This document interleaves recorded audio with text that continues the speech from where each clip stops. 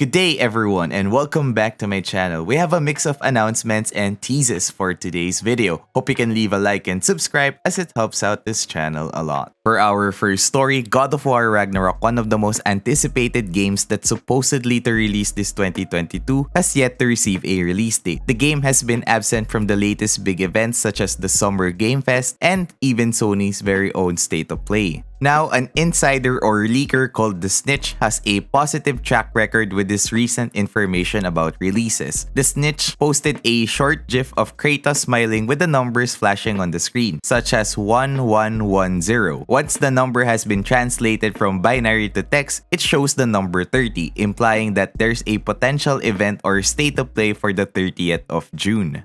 On to our next story. Two industry veterans from Sony PlayStation have teamed up to create a new game studio. Michael Mumbauer, a former head of PlayStation Visual Arts, where he worked on projects such as Uncharted, Days Gone, and The Last of Us, is partnering with Days Gone and Siphon Filter director John Garvin, who recently left Bend Studio. The studio is named Litos and will be taking a unique approach of enabling players to participate in the ever-growing cryptocurrency market. The debut game Ashfall is described as the first true Web 3.0 AAA title for PC, console, and the Hedera network. Ashfall will focus on PvP and PvE elements with the ability for players to focus on in-game NFTs. The game will be using HBAR, a type of token from the Hedera network. The access of using Hedera's network will allow players to acquire and utilize currency from the platform, which isn't available on PlayStation Plus or on Xbox Game Pass Ultimate. Ashfall's setting takes place on a dystopian world wherein it was destroyed by a decaying climate and thus will push players to PvP and PvE instances. Single-player campaign is also included. The developers stated that they are targeting to provide players with an unforgettable experience in a world that's filled with compelling characters and an engaging story. There's no planned release date yet for the game, but some players are already worried of the possible features of the NFT-based game. Players in general have showed negativity towards big game studios such as Ubisoft, Sega, Konami, and Square Enix for their pursuit in investing in NFT games. For our next topic, multiple articles from different gaming websites have released new information about the upcoming Final Fantasy XVI game through interviews with producer Naoki Yoshida. The massive icon battles can be played through different stages with each one feeling unique. The protagonist Clive will be able to encounter the icons in his human form as well as battle enemies in waves to eventually elite enemies and mini-bosses. Clive's life cycle will be experienced through his teenage years, 20s, and 30s. The game has been rated mature, which is a first for a Final Fantasy game. Party members and companions are available but will be AI-driven as Clive is the only playable character in the game. Naoki Yoshida has also added that Final Fantasy XVI will not be open world and will instead use larger zones to create a sense of a global scale. On the side of combat, Clive has an arsenal of powerful attacks and abilities based on the icons, and will let players cycle throughout the different playstyles, which will enable powerful combinations and smooth, stylish gameplay that looks and feels great. Down the line, defeating an icon will unlock its abilities or skill tree, with Clive eventually becoming an icon himself. A brand new trailer will be released by fall 2022. We can expect detailed gameplay videos in the future as we near its release date somewhere in summer 2023.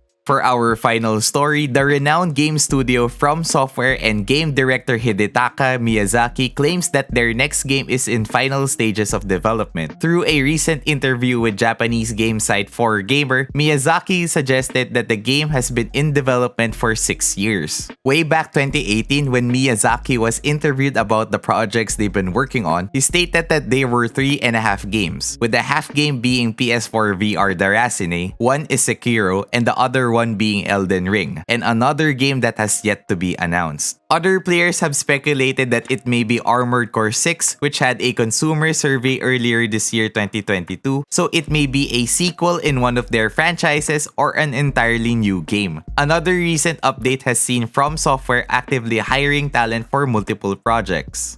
And that is it for today's video. Thank you guys for watching. Do you think God of War Ragnarok will release this 2022 or will it be delayed to 2023? Are you interested in the NFT-based game Ashfall? Are you satisfied with Clive being the only playable character in Final Fantasy XVI? And finally, what game do you think Miyazaki will release next? a sequel, or a new IP?